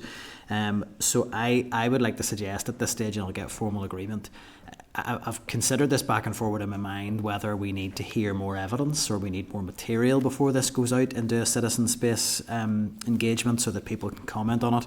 But I'm moving towards there doesn't seem to me to be any great advantage in holding this material. It's probably better to get it out into the public domain. So that would be my suggestion. Before I sort of put a formal question on that, can I get a sense, is everybody on the same page with that? Yeah. Okay. So I would just caveat that with, as well as going out to a citizen space, I think if members are agreed as well, we should proactively engage with stakeholders in this space who are on our stakeholder list. We've already referenced the likes of Children's Law Centre, I would say the Equality Commission, Human Rights Commission, Children's Commissioner. Those organisations will want to speak to this, so we should make proactive contact probably with all our stakeholders to open that up. But on that basis then, so I'm going to seek agreement from members if we agree to issue a call for views for the SL1 using the standard survey that has been issued and to publish the SL1, the draft SR and any other relevant documents the Department have provided on the committee website. Are we agreed? Just long will that was my next question. So are we agreed that we'll go down to that? And then the next question that I need to check with members is that there is a minimum period of 9 days. Am I correct in that? I would suggest we need more than 9 days on this. This is very, very technical, but it's one of those odd ones that it's highly technical, but it's got very immediate practical outworkings as soon as it would be agreed. So it is important that we do get it right. So I mean, I would want to suggest at a minimum of 4 weeks on this, but I'm happy to take suggestions if we think we have, as far as I understand, and I'll check with the clerk, we have complete flexibility in terms of how long we offer this out for. Yeah, so the new scrutiny process requires a minimum, the committee to take a minimum of 4 weeks. But at the SL1 stage, this is your opportunity to understand all of the material and to hear from people, so you don't want to rush it. So that's not unreasonable. Does 4 weeks for the citizen space with a direct call for people to come to present to us and give oral evidence from an expert position on this, or does that feel reasonable? I'm conscious there is a... Just on the regs, sorry? That's just on the regs, yeah. I'm just conscious that my view would be without the code of practice, you can't really understand it fully, so and we're not going to get that to mid-March. Yeah. I would be uncomfortable with that. My feeling on this would be that the citizen space that we're putting out is probably going to draw in the expert evidence, and once we have the code of practice, then I think we could possibly look to how we would engage with probably more parental and teacher stakeholders. I would suspect though that that side of the house is going to say the same thing. They're not going to be able to give you a full reflective analysis without the code of practice. Do take your point. We have just agreed, by the way, to go out to a citizen space, so that is important to note that. But my concern at the minute is that if we don't go out to the citizen space now, I think we'll be seen to be holding these back from getting them out into the public. You said we can look at how you engage that. So it's not a case of we're closing that down, it's just a case of... I did get clear confirmation from them that they have no objection to us sharing the draft code of practice as well when it's available. It's just when we're taking the evidence. I'm just conscious that maybe we get ones in. I could be wrong here, but if they start turning around going, we can give you a wee bit here, but without the code of practice, we can't give you a proper analysis. Well, if it's helpful, if it's mid-March, we'll not be getting evidence before mid-March on this, I wouldn't imagine, in terms of our availability in the work programme. So I'm happy to have the discussion here. I mean, I have no particular agenda on this. Can I just say, there's a distinction. You know, the citizen space is a standard 3 questions that goes out for every SL1 in the Assembly now. That's not to say that the committee can't do additional consultation of its own, but the citizen space is just really, are there unforeseen consequences, you know, that can inform our discussion, and it's really like, tell us your red flags essentially. But you can still go to your stakeholders and say, here's the regs, we'll come back to you when we get the code of practice. I could be overthinking it. I just have in my head, I would say if it was even me in that space, I would like to have everything in front of me and then do it. But Danny, the clerk and I have discussed this back and forward now for about 3 weeks, and probably I have our head absolutely turned in terms of me trying to work out all of this, because I am really conscious this is not your standard SL1 of some minor regulatory tweak. This has been, so we have waited for 10 years for this, so we do need to get it right. I'm going to suggest what I think the shape of it might look like to check that everybody's content with this. I think if we go out to the citizen space, we have a 4-week window, so that's really clear. We're not trying to hold these regs or keep them back from anybody. We want to get them out into the public domain. We can put a call out to our expert witnesses. I would hope by the time they're giving evidence that the draft code of practice will be available. And I would suggest if after that there's nothing to stop the committee going out to its own consultation process to say, with all of this in the round, here's some questions we'd like stakeholders to feed back to us on. We are in control of this process in terms of time. We're not bound by that 4-week window. That's a minimum. It's not a target whatsoever. So if we're content with that, we all definitely agree. Because I want to be clear, there's no sense that I have no agenda to push this out, but I do have a nervousness about being seen to hold these regs back, because I think people want to see them. So okay. We are agreed then. So that moves us on to item 7 on the agenda, and this is on the proposed committee bill around the choice for pupils to wear trousers in school. It's an oral briefing from the Assembly's Research and Information Service, and I'm going to propose, as it covers legislation, discussions around that we take that in closed session if members are agreed. Agreed. Okay, so that is and open session. So just again, for the benefit of anyone tuning into the session, the committee had received a briefing from the Assembly Research Service around some potential scrutiny points that need to be picked up with the department, which we're going to take away in relation to our committee bill, and we discussed just ongoing considerations around a timeline for moving towards drafting instructions being finalised, and we hope to have a session on that in the coming weeks to move through that process. Okay. That brings us on then to item 8 on the agenda, which is correspondence. So refer members to pages 332 to 771 of your packs, and then pages 10 to 32 of tabled papers, where we have a number of items tabled provided under correspondence. There's a summary note included for members' referenced there. That's item 8.1, and I think possibly that has been updated in tabled papers as well. So I'll work through anything that requires decision or discussion by the committee, otherwise it'll be as per the summary note or if there's any other items raised by members. So item 8.3, page 332, it's a response from the Minister of Education on his engagement with the Northern Ireland Youth Assembly. Are we content to share the Minister's response with the Youth Assembly? We agreed. Item 8.4, page 334 is a response from the Minister of Education on guidance for schools in adverse weather conditions, and it indicates that the Department and EA are working to take forward the recommendations made on the review of emergency school closure arrangements following Storm Amy. Happy to seek members' views, but I would suggest at this stage maybe sharing there were a group of principals who had shared concerns with that. Are we content to share that with them? Agreed.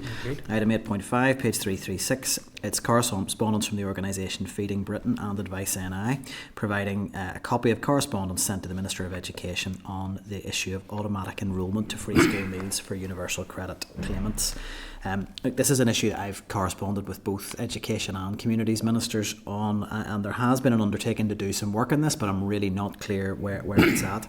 So I would like to suggest that we share that correspondence with both the Education and Communities Ministers and ask them each to provide an update on their work towards auto-enrolment, and also I think it would be appropriate to share that with the Communities Committee in case it's a piece of work they wish to pick up. Is that, we agreed? Agreed. Item 8.8, page 370, it's correspondence from an individual regarding concerns about the effect of HMRC's tax-free childcare scheme on children in Northern Ireland who are born in July and August, who due to start date for the school year that differs to GB can lose potential access to that scheme for a full year in their last year in primary school. So again, happy to hear members' views on this. We have already got correspondence in with the Minister around other issues related to UK government policy around childcare in particular, and I would suggest that we should also share this with the Minister and I would like to get an update, if members are agreed, on any engagement he has had with HMRC or Treasury on this issue, as it does seem there's a massive gap there that is potentially going to impact a lot of families in Northern Ireland. And I'm happy to take advice, but if the committee can write directly to the HMRC or indeed to the Chancellor, I think we should do so. This seems a real inequity in the system and we should be flagging it. Are we agreed, or any views? Michelle, you want to come in? Agreed. There's tax-free childcare, but yes. But also the impact this has on people's eligibility for the childcare subsidy scheme, and I wonder if the Minister might be able to act on that locally, even without this happening. We could ask that as well. If we could get clarity on that, absolutely. I hadn't picked up on that aspect of it. If there's potentially a local intervention on the subsidy scheme that could help with that. So, I think we have agreement on that, so if we can get correspondence away on that, and obviously to update the individual in question as well. Item 8.9 on page 372, submission from the Women's Policy Group NI on the proposed committee bill on the right for pupils to wear trousers in school. Are we content to add those to the bill papers? We agreed. Right. Item 8.10, page 378, correspondence from the Caleb's Cause campaign, and it provides some details around the sort of issues that parents have to navigate in terms of preparing for their child leaving the education system. I would suggest that we note those papers again for our SEN inquiry. I think transitions are likely to be an area where we have recommendations coming out from that, and I would think we should note those. Any other actions arising from that? Great. Item 8.11, page 382, it's correspondence from Belfast Works Connect, providing a briefing paper on the local growth fund sustaining place-based support. I would propose we note if members are agreed. Agreed. Item 8.12, page 389, correspondence from the Committee for Finance on the Spring Supplementary Estimates, Vote on Account and Budget Bill 2026. Obviously, that has all passed through the Assembly this week, so I would propose that we note. Are we agreed? Agreed. Item 8.14, page 650, it's a submission from Belfast City Youth Council on the proposed committee bill on the right to wear trousers in school. Are members content to add this to the bill papers, and also if that group, as they seem to have a real interest in engaging with the committee, aren't on our stakeholder list, to be added to it? Yeah, and I think the CLC youth panel that Rachel referred to last week as well. Great. So that can be taken forward then if members are agreed. Okay. Item 8.15, page 651, it's correspondence from the Committee for Finance on the Department of Education's 5-year budget strategy. It's really just clarifying the status of that document. I think there are other budget plans that are meant to be submitted to Finance, and they were just clear that these are two different things, but other than that, are members content to note Great. Item 8.16, page 692, is correspondence from the Department for Education providing the report on its consultation on the future of GCSE, AS and A-level qualifications. So this is quite a significant document, and we obviously had evidence from the Department on their proposals in this space. I think what the consultation report highlights is there are clear issues coming through from teachers, parents and pupils on a range of these proposals. The proposed changes to AS levels being removed, and on some of the changes around moving from a modular to linear approach, removal of controlled assessments does seem to be causing some significant concern among respondents. I would be concerned that the commentary from the department in the report does suggest that decisions have been largely taken on this, and I hope that's not the case.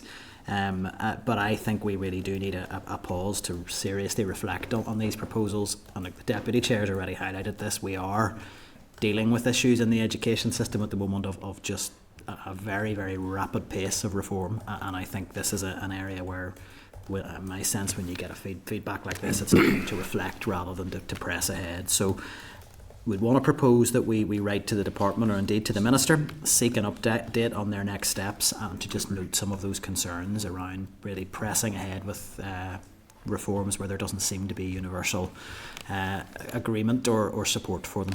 Any other views? Dana, you'd like to come in there? I think this, particularly the removal of AS, was as clear as the nose in my face that was not going to be popular, because it's not the right move. And I think the Minister admitted that himself within his own family circle, that was being expressed to him by the young people in his life. I hope they put their listening caps on here and thinking caps, because this is very, very clear. And if they were to push on through with it, they're sending a really bad message out there that they're just going to bully their way through on a curriculum change that no one's wanting at all. Never mind the chaos that we talked about earlier on with the level of consultations that are going forward. This is evidence right there in front of them, and they need to have listening mode. Thank you, Danny. Any other contributions? Are we agreed to seek some clarity on the department's intentions and to express that concern around pressing ahead with changes based on that feedback? It may be based on the response we get officials back on this, because this is really practical day-to-day stuff for students. It really, really impacts them. So, we do need to make sure we keep some attention on this. Can I make one more wee point? Sure. Because it was actually brought up to me in the youth circles I was in, because they had watched back on the committee around that time, and AI was being flagged up as a real concern around coursework, and the young people were feeding back to me saying, oh, how unfair that is, because I'm sure they use AI, and that does that be comparable, though you won't take away our approach to education, but you won't take it away from you. You'll use it. It's a good model for you, but not for us. Yeah. It's just something they need to be very conscious of. The comparison is just nonsense. I mean, teachers who have developed skills over time, got qualifications in an area where there wasn't, largely when there wasn't AI, have developed critical skills that enable them to teach and so on, or in professional careers. The fear of AI is not, if you're a young person or you're even a student in a degree, of course you're going to use whatever is available to you to use AI. Just so we're going to develop this point, in order to, anything that's going to assist you to do something easier and to get a better grade, people are going to take advantage of. That's human nature. What drives the fear me around AI isn't that they're going to be in a modern world and be able to use that in their future careers. That's great if it helps us all, super. But it's about the development of critical skills of young people, and that they fail to develop those skills if they're not put in a position where they have to write that essay themselves. They have to do that work themselves. I think you misunderstood. So that is what the young people were saying. Yes. It's that comparable. It should not be nonsense. We need to listen to them. No, it's an example. It's not that they're going to use it. It's a fact that coursework could possibly be taken away from them because of AI. That's almost like an accusation to them. It's a perfect example, and it may well be, but it's a perfect example, in my opinion, Danny, of the unhealthiness, I think, in some of the drive that has been part of the committee in terms of putting young people right at the very centre, or lifting the voices to equal to experts and so on in terms of their educational experience. Because young people, of course, we should listen to them, we should gain insight from them, but they will take choices that suit them at a particular time without being able to have the ability of hindsight to look back. And I'm glad at the time when I was at school, I had the ability to develop critical skills without something like AI. Because if I'd have done all of my work through AI, it might have been easier, I might have got the grades that I wanted, but I wouldn't have developed those skills. If I could just maybe come in for a short response from the I'm not sure we're going to sort out the role of AI in education in this conversation. It's probably just whether or not they agreed. Of course it is, but I mean on this particular item we're not going to resolve it. So I'll let Danny respond, and then we'll draw that to a The point I was trying to make was, and I'll bring Karen. It's not evidence based. It was just said by the officials that really course restriction because of AI. It was just dropped in. The young people watched that, and it's not nonsense what they're saying. What they're saying is coursework's really important. It helps them with getting their grades. Some people aren't as strong at doing a test and they're good at doing coursework. Doesn't mean that they're going to cheat, and they feel like they're just being spoken down to. And it's almost back to that time of children should be seen and not heard. It's not right. I'm going to be honest here. I really don't care what some of the officials say because they aren't the experts. They aren't, because anything I've heard from them this last year has been a lot of nonsense and some stuff. So I'm not calling them experts. Well, well paid. Can you bring Karen in, because I think you were looking to make a declaration of Thank interest. you, Chair. We're talking about AI and ethics in education, so I have to make a declaration of interest as I sit on the AI ethics board outside of my role as an MLA. But I just wanted to note as well, I met with the student union in Coleraine at Ulster Uni on, I think it was Friday, and they had said for some students they're not using AI, but the system, I think it's like turnitin.com, is flagging it as being AI, and there's a complexity there about people being wrongfully accused as well. So just to note that, and students are experiencing this time and time again. Yeah, look, if I can just sort of land it. Can I make one small point? You certainly can. I think the point Danny was making was that officials are using the possibility of young people using AI as a reason or an excuse for getting rid of AS levels. And I mean, it's not going to be long until AI can tell whether essays and assignments have been written by AI or written by an individual. So in my view, it's not a good reason or excuse for doing away with AS levels, and that's, you know. Speaking to the point raised by Karen, and what Pat said, speaking off record, actually at one of the stakeholder events we've had at the representatives of universities, I mean, they were very clear that it's very, very challenging. It's not like traditional Turnitin plagiarism and so on. Like, they're finding it very difficult. I think we had that instance in our own chamber when Matthew O'Toole raised it around the minister, and it was found that actually the way in which it was done doesn't necessarily accurately reflect how a speech is been done by AI or not. You know, people are changing how they speak, because, I mean, I no longer get up and say I rise to speak on, because people identify that as being AI, despite the fact I used it before, you know, ChatGPT was out there. So you created it. Yeah. Well, no, I didn't create it, but I've clearly owned it. Well, yeah, but you know, it's certainly more challenging to spot for academic institutions probably than I'm sure they're telling the students, be careful, we can spot this, because certainly in plagiarism they terrified people in the past, but they're finding challenges in that regard. I've spoken to lecturers who are quite clear that some of the assignments they are getting from students have been done by AI. Yeah. They know the students aren't capable of writing a particular essay in that way. But my argument is it's not going to be long until an essay can be scanned and AI will be able to say whether it is or isn't AI composed. It's not a dig at Sinn Féin at all.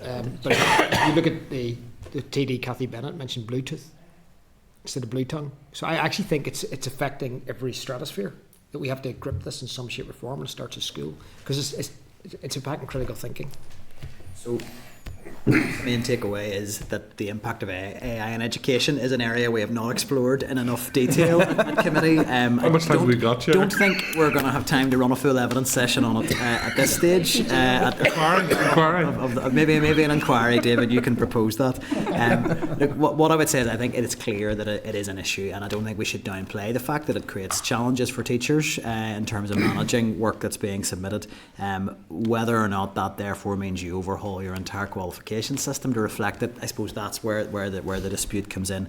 But I think we do have agreement that we can write to the department to seek clarity on their intentions in relation to the outworkings of the consultation report.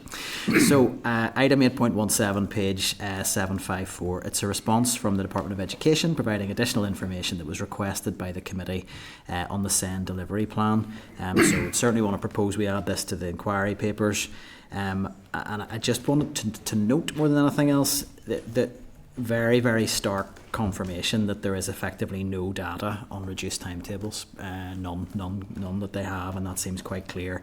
And I think if we're in the space of thinking about recommendations in our inquiry, I think addressing that data gap very seriously and intentionally, particularly around pupils with SEN, is something we should be thinking about. But other than that, is there anything else anyone wants to add to that, other than to the inquiry papers? No? Great.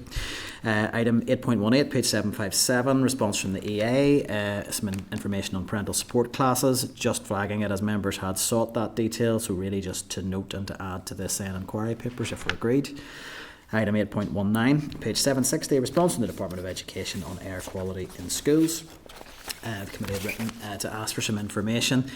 So I would first of all suggest we share that with the individual who had raised that with committee, if that's agreed. But I did note, and maybe just to clarify this through the clerk, that the correspondence that had been proposed, I think, had asked about details of engagement with local authorities in GB who'd taken steps to run schemes around air quality, and how clean air could link to the attendance strategy, but I'm not sure we got an answer to any of those questions. I'm not sure if we can check what was specifically asked for in the original, and if there was maybe a gap in what was asked for, because I appreciate these things are often picked up right at the close of meetings, but I would be keen to just get a sense of what the departments do. I'm not asking them to spend money, but I'm asking to maybe look at the evidence of what can be done, and I think the attendance strategy, it is relevant if members are agreed.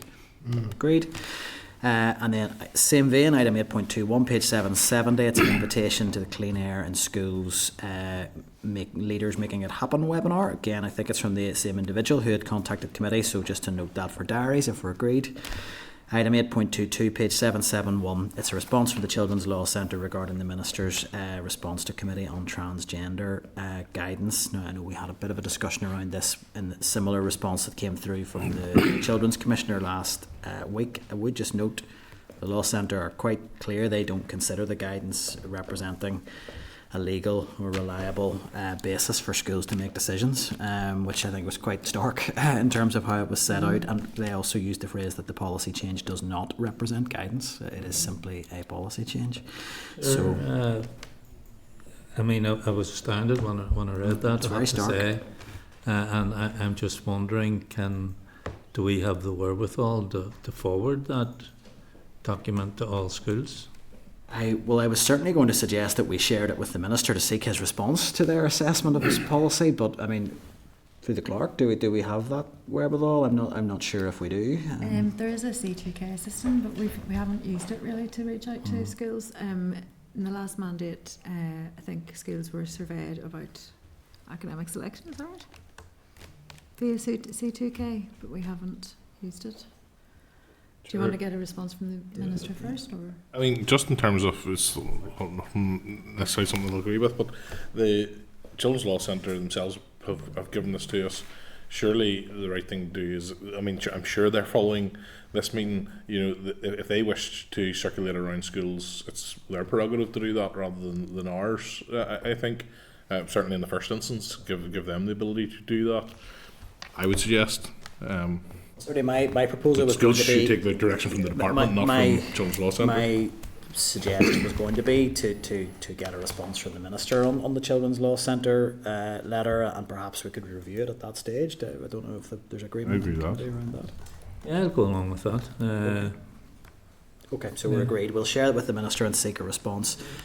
But certainly, if we don't get a satisfactory response from the Minister, I would be seeking to...